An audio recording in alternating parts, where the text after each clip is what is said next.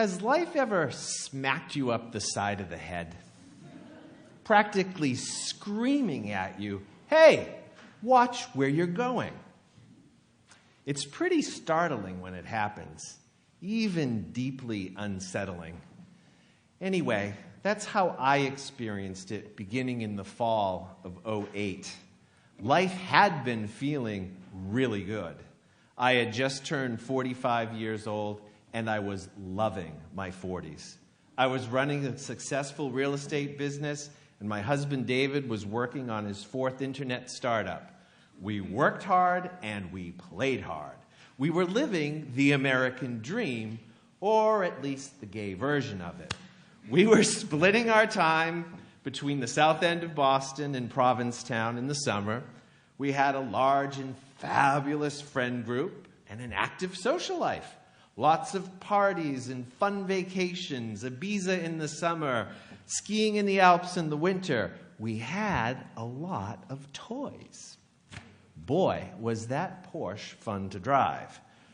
Who knew it was possible to drive from Boston to Provincetown in only 1 hour and 40 minutes?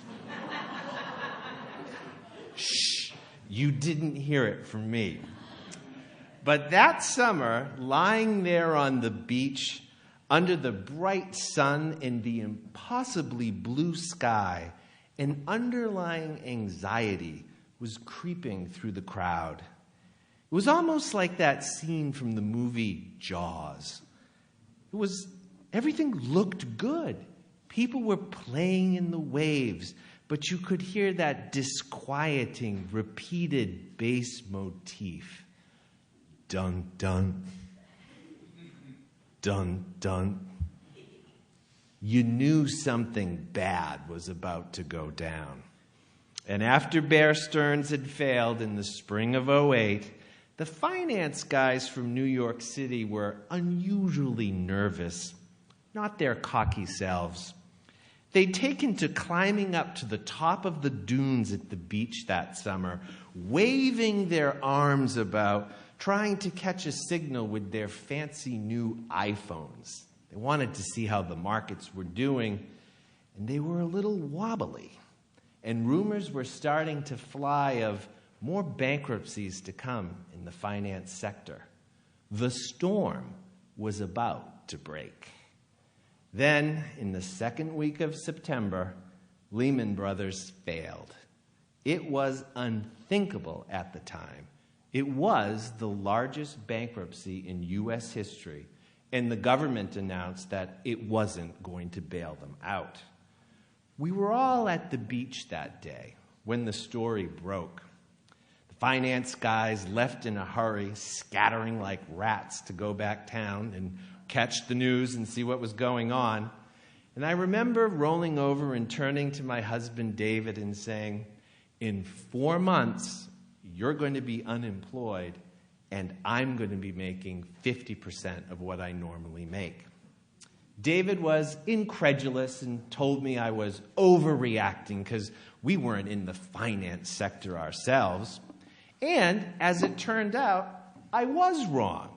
As the banking and credit markets seized up, David actually lost his job in 2 months, not 4, and I ended up making only 25% and not 50% of what I normally made.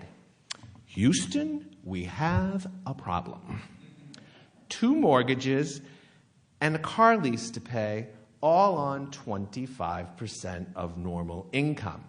Not gonna happen. And so began our journey into the Great Recession. Sometimes life really does smack you up the side of the head. We needed to make major adjustments if we were going to avoid foreclosure. David's unemployment was going to run out, and he had no options for a new job. We cut our expenses to the bone. We locked up the credit cards. If we didn't have the cash to buy something, we didn't buy it. I turned the Porsche back into the dealer to get out from underneath the lease payment. We rented out all the spare bedrooms in our house in Boston to friends who now needed a place to stay for a while so as to help pay the mortgage. But as time went on, even that wasn't enough. So we turned our Provincetown place into a weekly rental business the following summer. And we moved into a tent pitched in a friend's garage in Provincetown so that we could stay and do the cleaning ourselves for the weekly turnovers. We hauled all the fancy designer clothes to the consignment shop, and we took what we could for them, and we stood on the brink of losing it all in the summer of '09.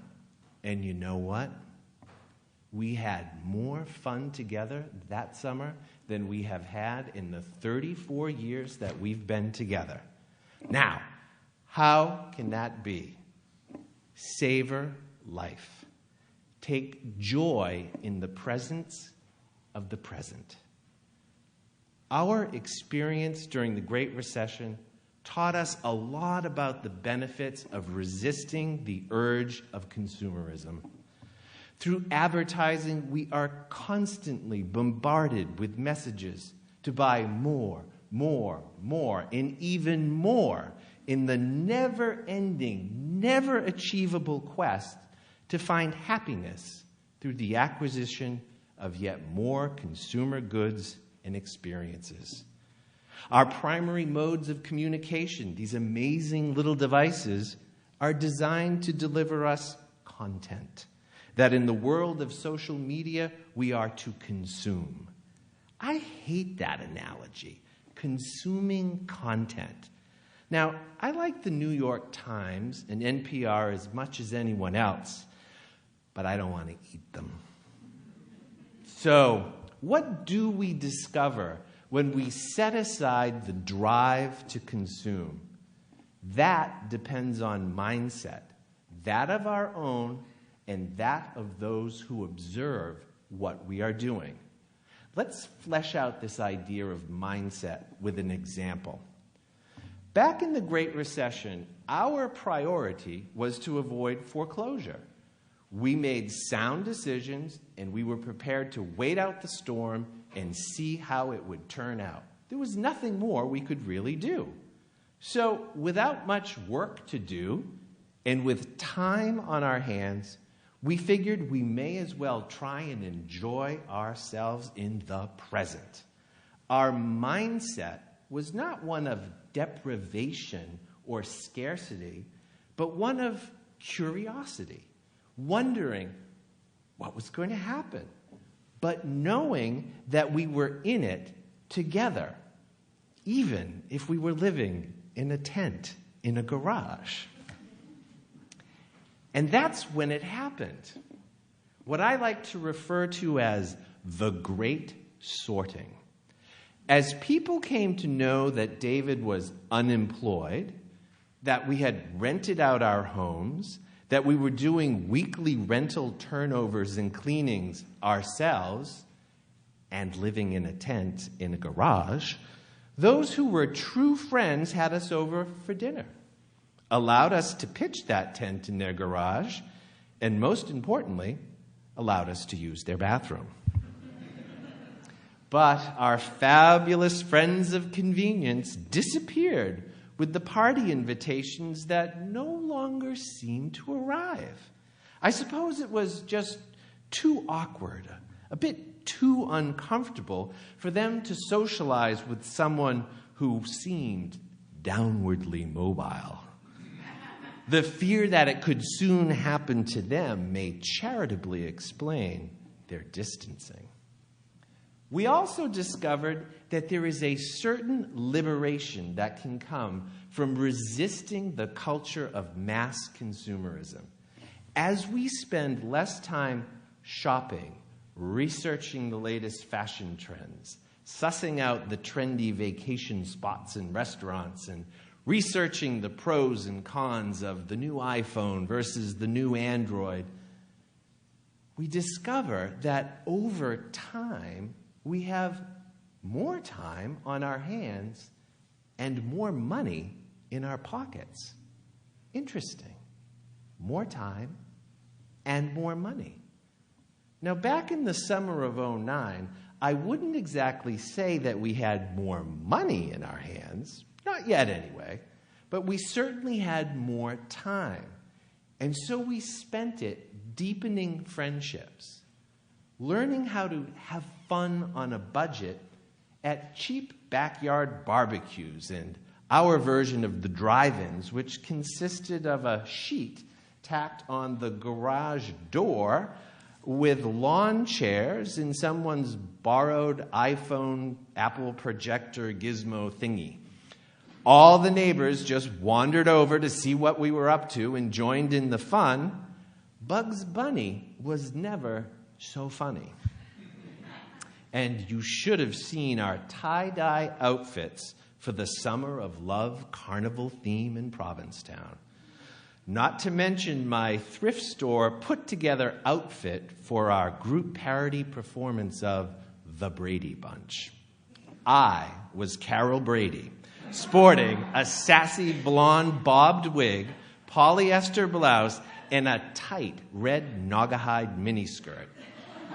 All from the Methodist Union thrift store for only $3. And of course, we had to learn a dance number and the theme song for the skit, for no parody is complete without a song and dance routine. We were the smash hit of silly homemade fun that money simply cannot buy. And so we came through the Great Recession to the other side with an appreciation of homemade fun, meaningful relationships, and the lived experience that money doesn't buy happiness. We developed a healthy skepticism of consumerism and its false promises. And we managed to avoid foreclosure. These lessons and the positive mindset we developed would later serve us well in the isolation of the pandemic. We were not busy online shopping at Amazon thinking that somehow this was going to fill the void caused by pandemic isolation. Now, not everyone came out of these experiences with the same mindset. Some friends chose to double down on the myth of consumerism, taking it to the next level, consuming more at ever higher price points. As a result, their social circles have shrunk down to include only those who can afford to consume at the levels that they do. Not unlike alcoholics or those with substance use disorders, those who have doubled down on consumerism tend to hang only with their own. Those who encourage and support consuming at the same levels that they do. And so some of our friendships have drifted away, the spark of life and joy seemingly lost in a dizzying swirl of consumption that comes at great cost to themselves, their friends, and to the planet. As individuals and as a community, we can make different, healthier choices. We don't all have to wait like I did for life to personally smack us up the side of the head. As we start to contemplate the arrival of Earth Day on April 22nd and of our own 40 for the Earth initiative, we have a chance to look at how we consume and how we can decrease our carbon footprint. After services, FCB Green and youth group members will be staffing tables in the hall, offering resource lists on 4 major areas of climate action that we can focus on: buildings, transportation, food and land, and advocacy. Then on March 5th at 5:30, the Climate Action Info session will highlight positive actions that we can take related to our homes, yards, bank and credit card accounts. What actions will you choose to undertake during the 40 days before Earth Day? Put on your thinking caps. Because on March 12th, we will be writing our commitments on construction paper leaves that we will post after services at Fellowship for all to see. For further details, consult the website. Now, being asked to give something up, to resist the allure of consumerism and to reduce our carbon footprint can sometimes make us feel like Odysseus, lashed to the mast pole of his ship with beeswax in his ears so that we, like he, do not fall prey to the siren's song. But resisting consumerism and making mindful decisions to reduce our carbon footprint are holy work, firmly rooted in many spiritual traditions. In the Buddhist tradition, this practice is known as mindful consumption.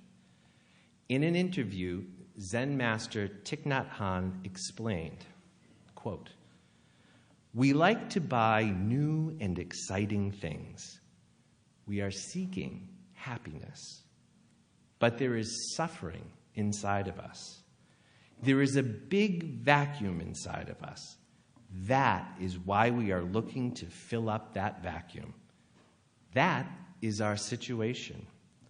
We don't feel at peace with ourselves. We don't know how to fill it up with better things, so we look to consumption. That does not seem to have the desired effect. We are buying more and more, but we do not feel the kind of fulfillment we need. Mindful consumption is the way out." Thich Nhat Hanh urges us to make a resolution. I am determined not to cover up loneliness, anxiety, or other suffering, losing myself in consumption. I will contemplate interbeing and consume in a way to preserve peace and joy in my body, consciousness, family, society, and the earth. My mindful consumption is the way out. My friends, some of us, that would be me, have had to wait for life to smack us up the side of the head before we discover the joys of mindful consumption and its benefits. Lying on the sunny beaches of our lives and splashing in the waves, we need not wait for a sudden change in personal circumstances to re-examine our spending habits and priorities. You remember, dun dun. So let us bend our minds towards our 40 for the Earth initiative and discover the joys of mindful consumption. More time, more money, homemade fun, and deepening friendships. Let us savor life and take joy in the presence of the present, knowing that our efforts benefit ourselves, our families, our friends, our community, our country, and for the earth ever turning. May it be so. Blessed be. Amen.